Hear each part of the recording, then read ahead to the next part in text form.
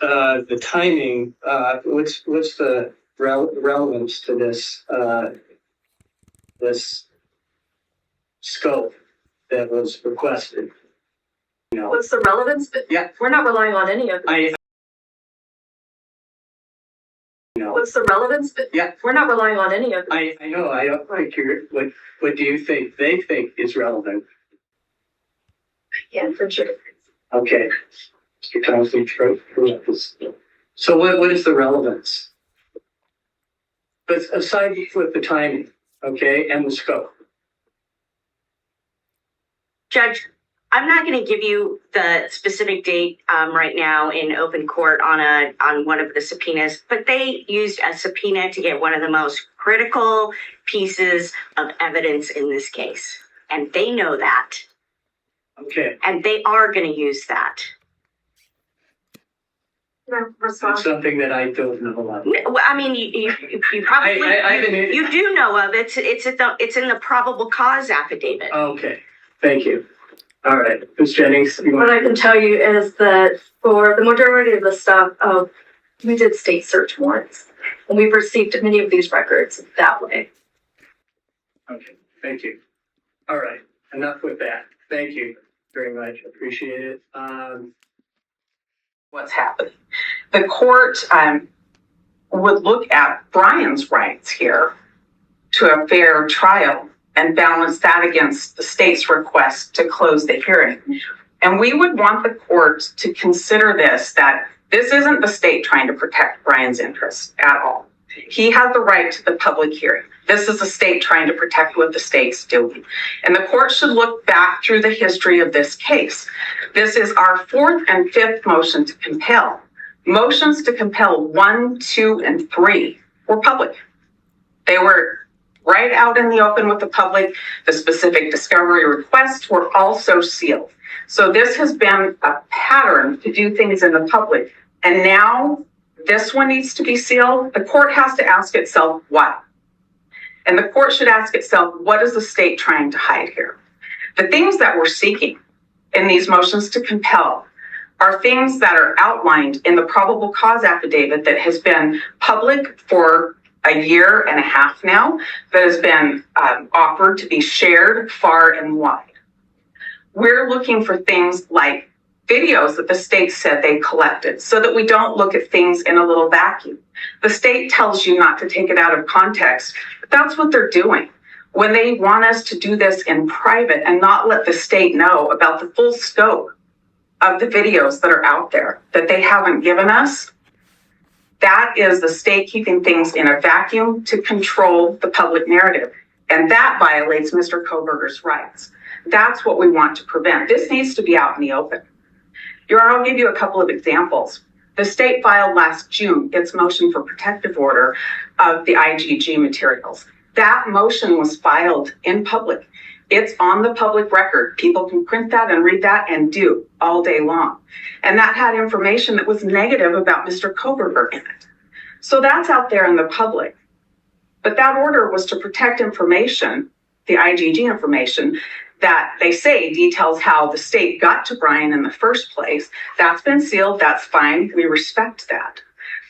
But you have to question, why can we not talk about the things they're not giving us? Why can we not talk about the cell phone information, the tower information, the drive test information in a public arena?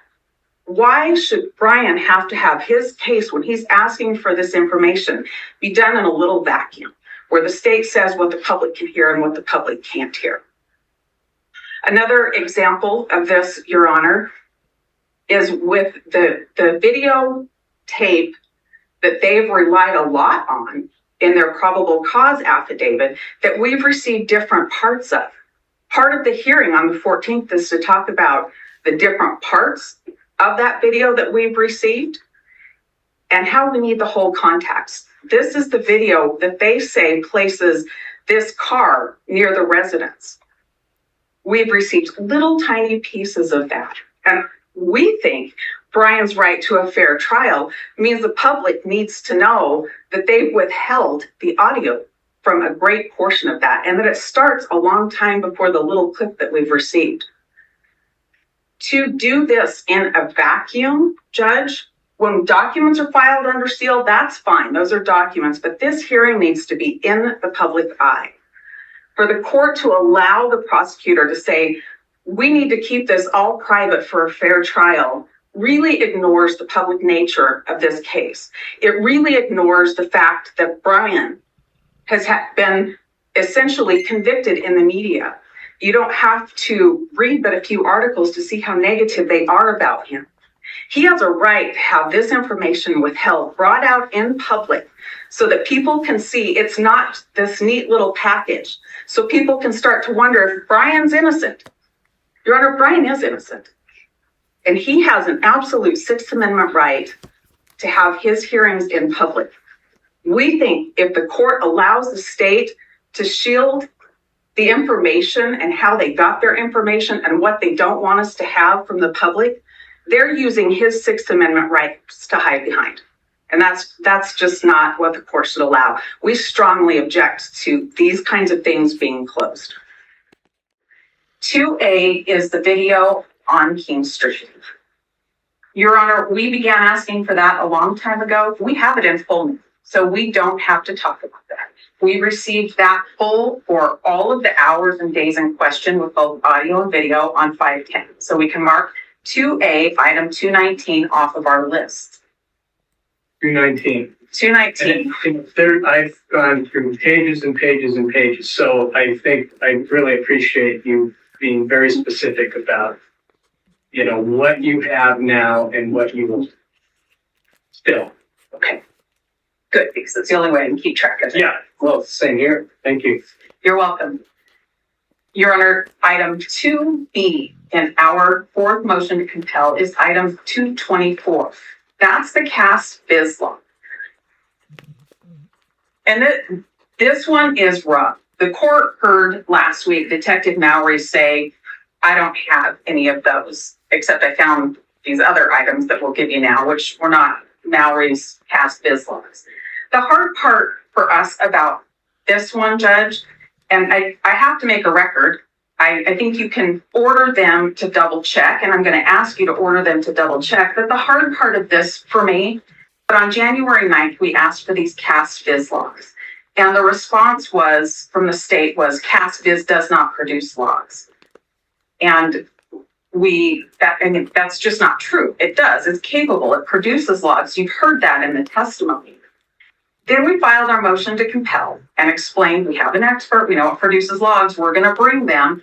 And the response was the working files were not saved. We received that response on April 23rd, 2024. And then on May 10th, we got a little bit more explanation about default settings were used and optional session files were not uploaded. This is really, really difficult because of the varying answers that we've received. The court's heard testimony from Mr. Ray about how important these logs are to know what was done. This is really challenging. We can't recreate what Detective Mowry, who testified before the grand jury, did, unless the court orders that we get the tower list he used and we have the cast viz program. And quite frankly, that's what we want. We need to see how this work was done. This is important work. I'll tell you the other thing that's really troubling and frustrating, aside from the other files that we received in preparation for motion to compel, is these screenshots that we got for the first time last week when we're on a motion to compel and have a witness before the court. We didn't have those screenshots that Detective Mowry had created before. The only thing we had was Exhibit 48 that was given to the grand jury, which is a video that was handed over then. So this is really problematic to be told these varying things and then have something else produced on the day of testimony. Your Honor, we are going to request that the court order that we have the tower list used by Detective Mowry and access to the cast viz program so our expert, Mr. Cy Ray, can go through and see what Detective Mowry did. That it's imperative that we be allowed to do that. That's the only way to recreate what Detective Mowry did. It seems to me he did acknowledge that he just went back and provided this a day or 2 days before he testified that he found this additional information.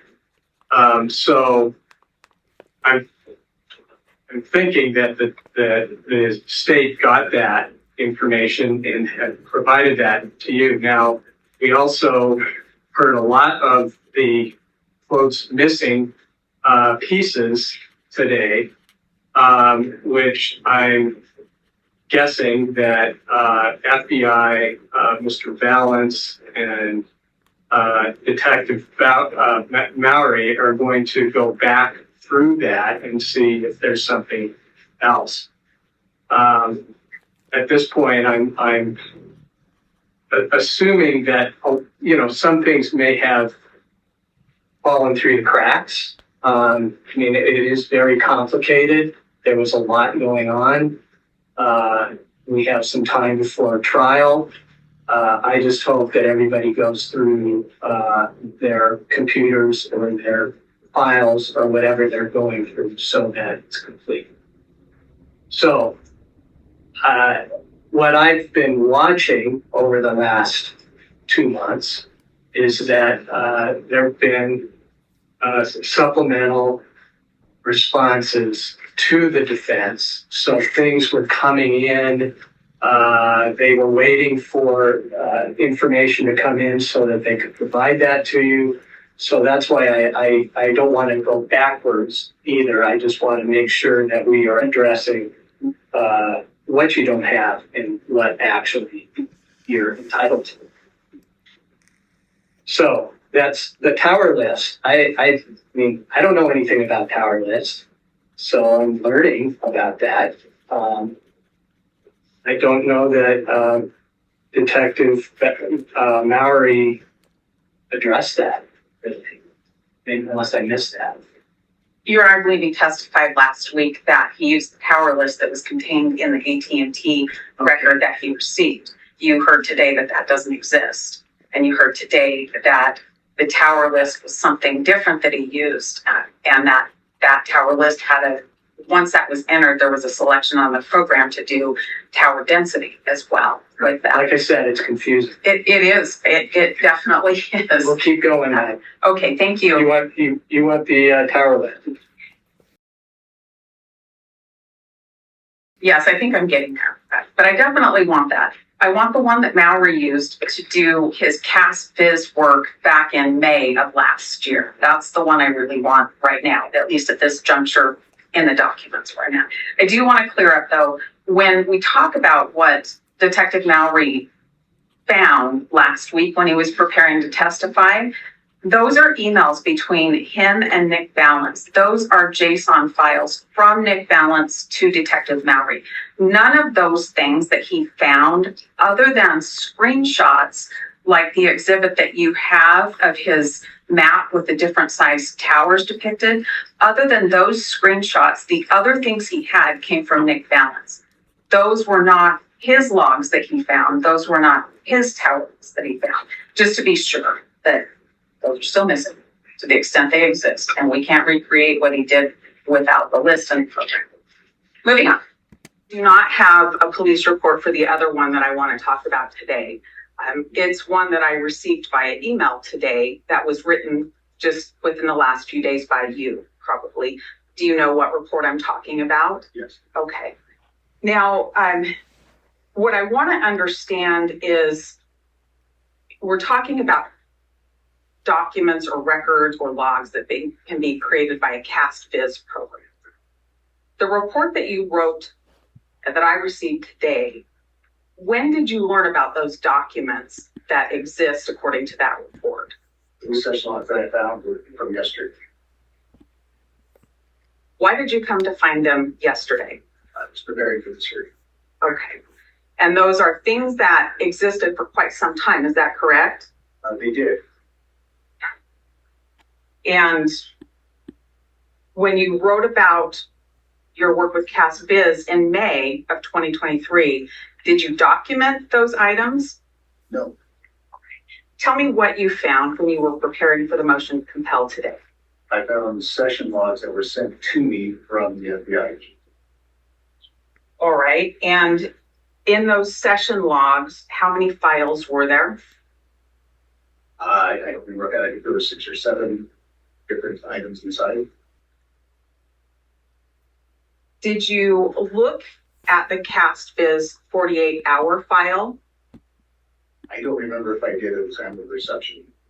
Did you look at it yesterday in preparation for this hearing? I attempted to. All right. And how about the CastBiz full log? I attempted to yesterday. I noticed in your report that there were several items that you listed. Were those from these CastBiz logs that you attempted to look at yesterday? I'm sorry, I'm gonna have to, you need to speak up a little bit.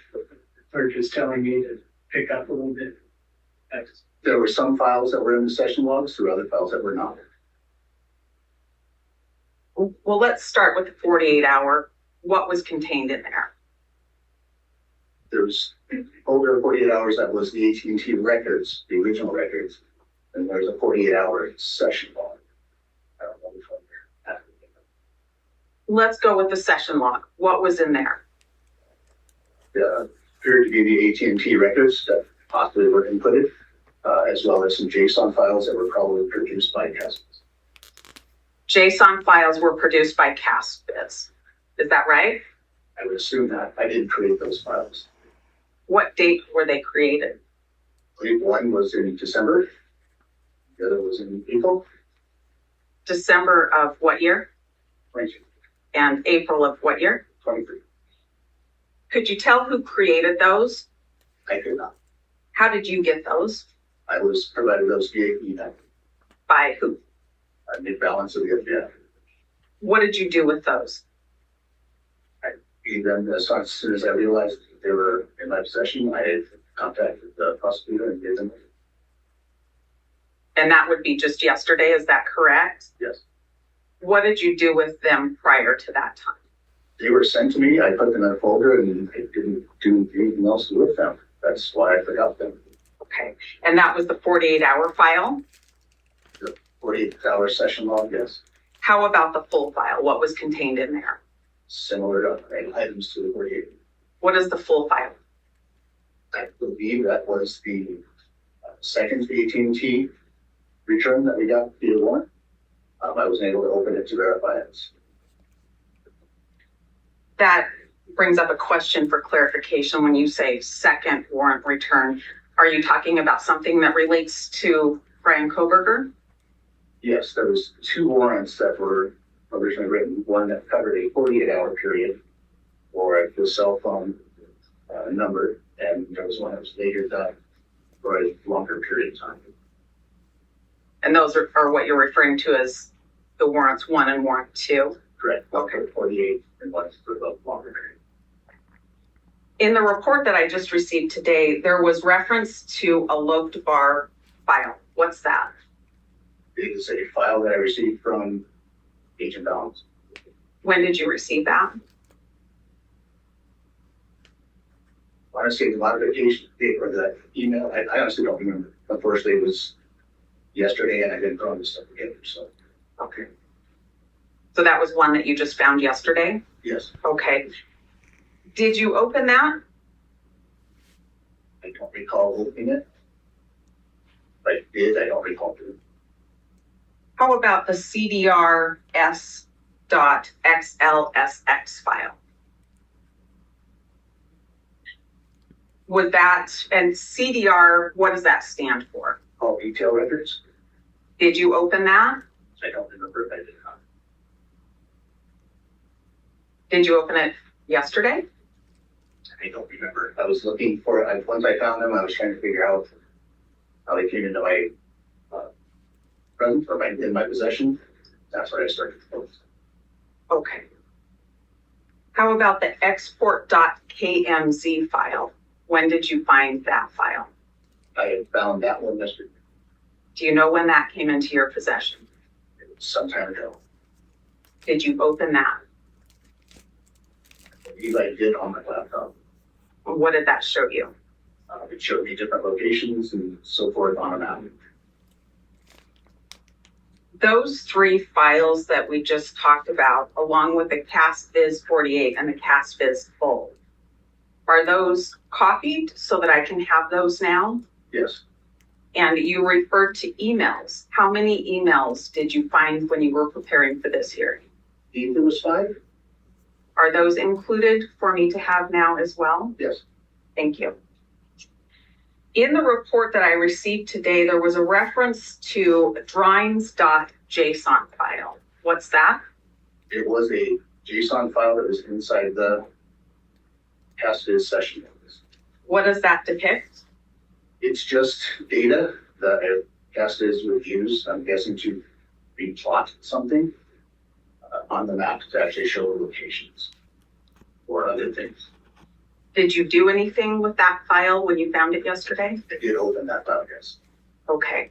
What did that show you when you opened it? There were references to 2 locations inside. When you open it, does it just say here's 2 references, or what does it show you when you open it? It's different code, but there is some plain language or plain English, plain text inside of that code that show 2 addresses. Did you use that file? Well, let me ask this first. That file that contains code, do you use that with the CastViz program? I attempted to load the session file in its entirety and received errors, so I was not able to. That's why I went into the JSON file to see if there was something I could see reference. Is that file usable? I'm sure it is somewhat. What is the restriction for you?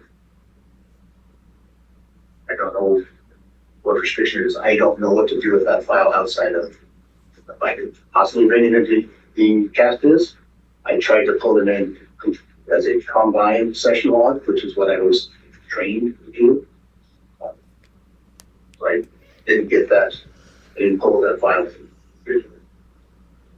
Is that file available on a Discovery Drive for me? Provided to the prosecutor today. Thank you. In the report that I just got today, there's a reference to another CastViz session and some screenshots. What is that about? I believe you're talking about the regular 48 hours folder. I don't know. I'm curious. So that I provided 2 folders. One was CastViz and one that was just my last name of Maori. That was to differentiate the files that I found that were provided to me and the folder of the files that I use to create this report. Okay. CastViz is the files that you found while preparing, Correct. and the one that says Maori is what you used to create your May 3rd report of 2023. Yes. Okay. I think I understand that now. In that file, I think your report said you found screenshots dated April 19th of 2023. Yes. All right. Does that mean that's the day that you put things into your CastViz program? That was the day that I made the screenshots themselves. Okay. Where are those screenshots now? Are those also included on the drive? Yes. Okay. And then your report dated 5/3 says that you were asked to examine the record. So I'm a little confused if you had something that you took screenshots of on 4/19, but on 5/3 you were asked to examine the record. What were you doing on 4/19 or before to get those screenshots?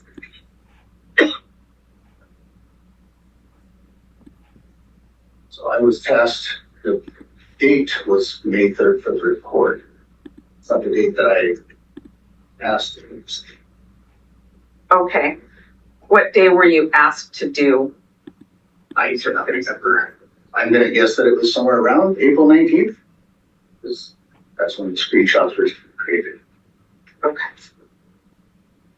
Let's talk about that time frame then and what you did. Did you actually use a CastViz program at that time to create something? Yes. the CAST Viz program that you used at that time, and we're talking about springtime of 2023, we'll call it April for now, if that's fair. What training had you received by then to do this CAST Viz program? The 2019 training. Okay. With the CAST Viz program, what's the first thing that you did? Once the program is open, you can drag and drop the CPR records. Did you use call detail records in the CAST Viz program? Probably a dozen times. I'm not entirely sure. That was a terrible question. How many times did you use the CAST Viz program in relation to Brian KOHBERGER's call detail records? I don't know. More than once? I recall doing it for the grand jury because I wasn't the main lead in the call detail records investigation. I don't understand what that means. I wasn't the main person looking at those call detail records. You weren't the main person with the call detail records, but you put them in the CAST Viz program anyway? For the grand jury, I was requested. Okay. There was another investigator that was doing it. Okay. But you end up involved in it somehow in April of 2023, is that right? That's when I was asked to examine the data to provide that for the grand jury. Okay. Was that all of your instruction?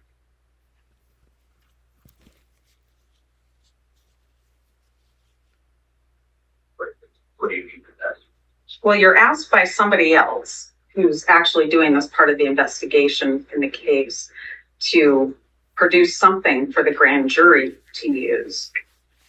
And I'm curious about what you relied on, to get to that point.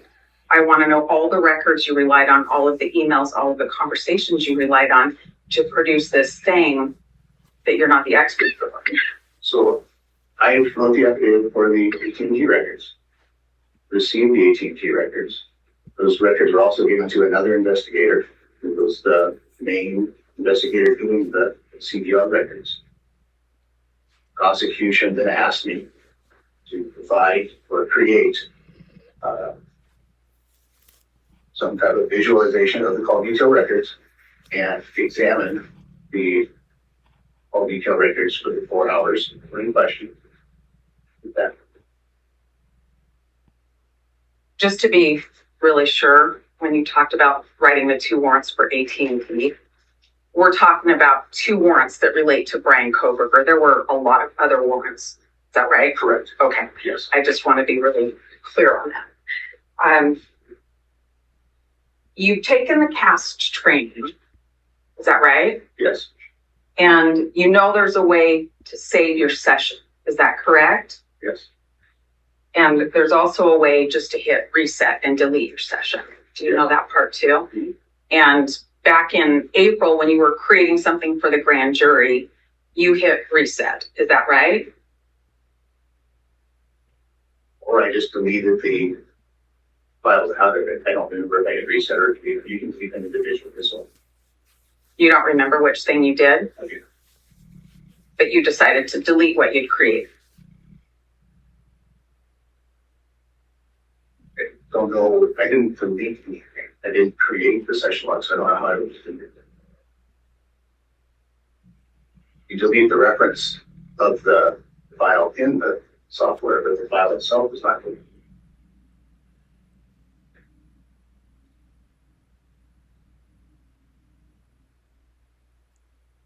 I want to make sure I understand.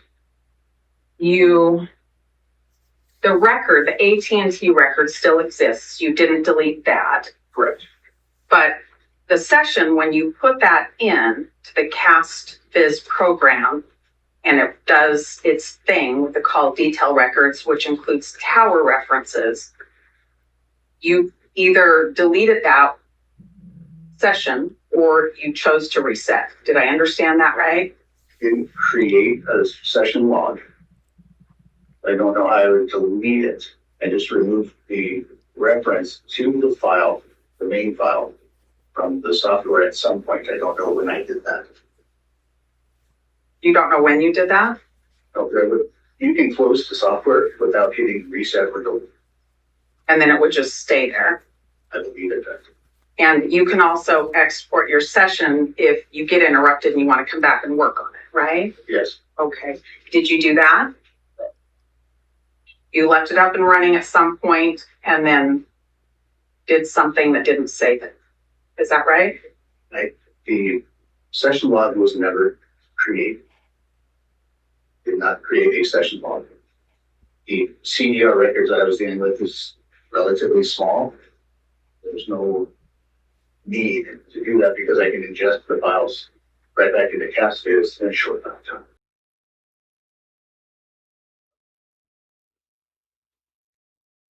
Why did you pull the CDRs into Castus? Why did I do that in April? Because I was asked by you to do it for the treasurer. Okay. Is that the only reason you did it? Yes. Is that the only time you did it? Yes. Okay. That I remember. I mean, All right, Judge, we are now talking about item 242, the CAST report. The history of this is we came to the court asking for the CAST report, knowing it was relied upon last year, and the court ordered that we receive it. We received one that was stamped draft all over it. You've heard testimony about that today from Mr. Ray, and it's not a final report, and we knew that when we got it. We asked for that. We asked for the analysis behind that, and we haven't received that.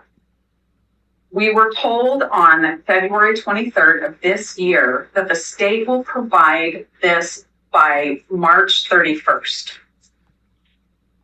Well, March 31st came and went, and we did not get it. So on April 23rd, the state said we still don't have it. And then on May the 10th, the state responded to this request and said that because we provided additional information, Mr. Kohberger's alibi, they need more time to do work on this CAST report and they'll get it to us later.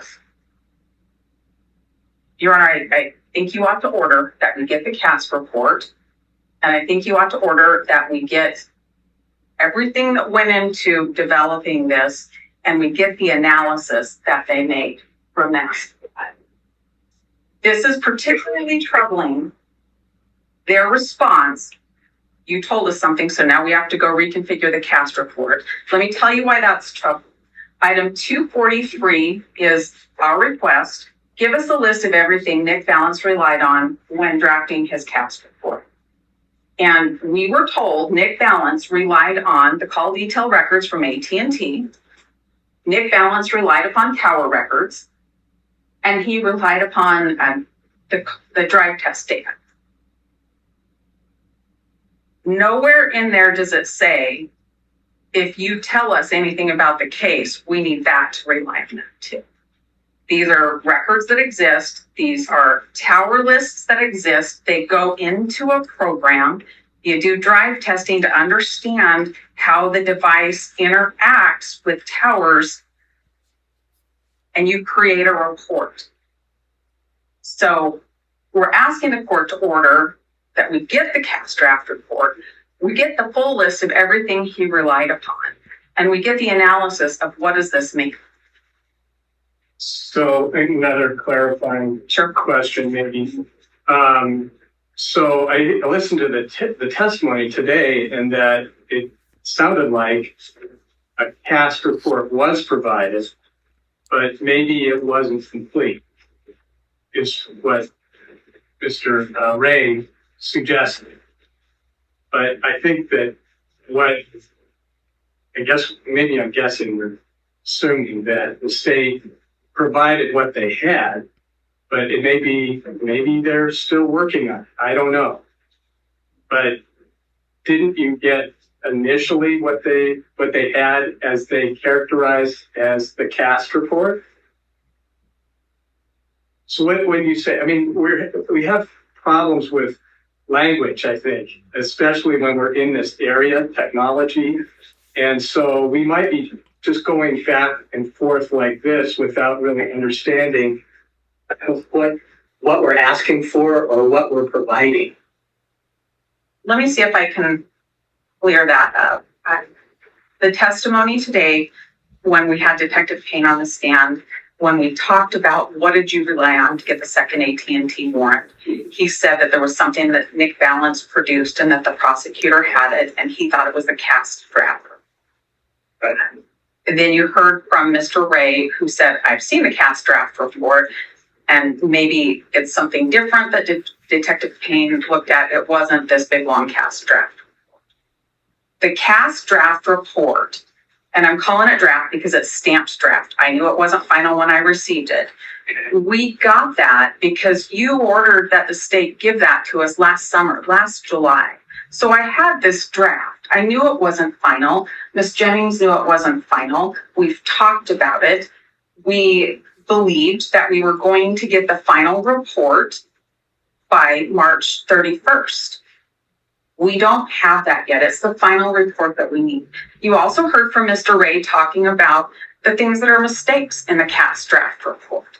These reports go through a peer review process and they can look a little different when they come back out on the other side. Usually not vastly different, but they can. They go through their process.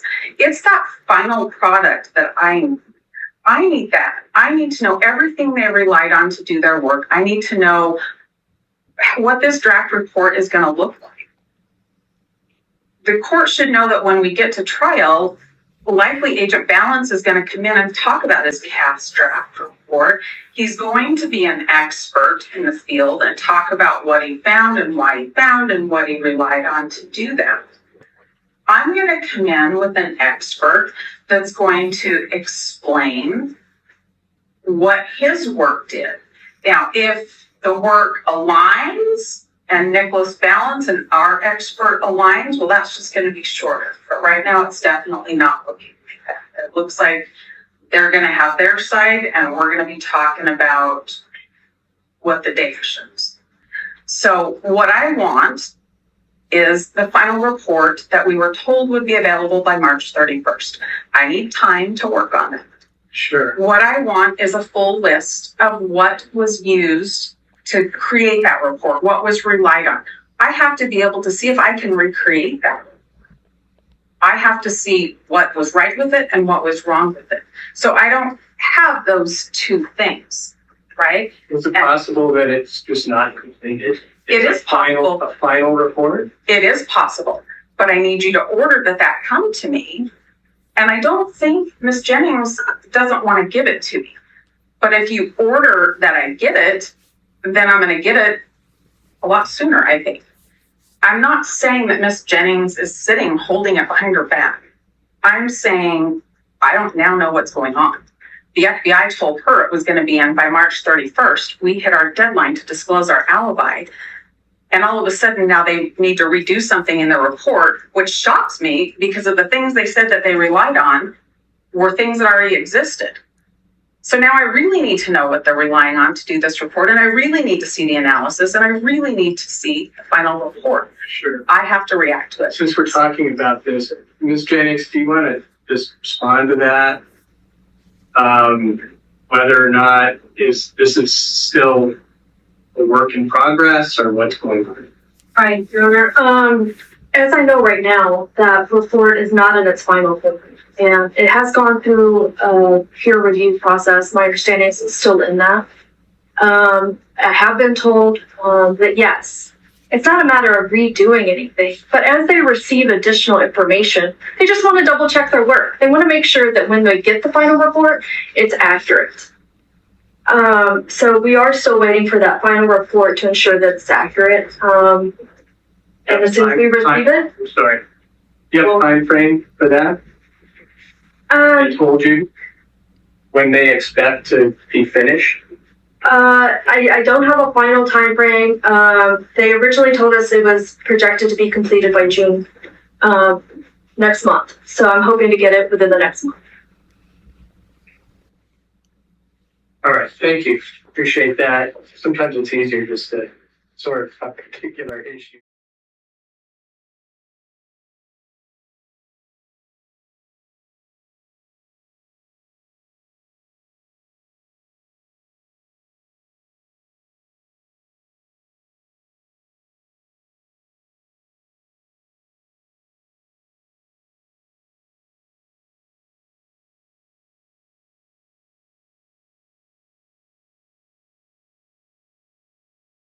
It's not a matter of redoing anything. They just want to double check their work. They want to make sure that when they get the final report, it's accurate. It's not a matter of redoing anything. They just want to double check their work. They want to make sure that when they get the final report, it's accurate. I'm saying I don't now know what's going on. The FBI told her it was going to be in by March 31st. We hit our deadline to disclose our alibi.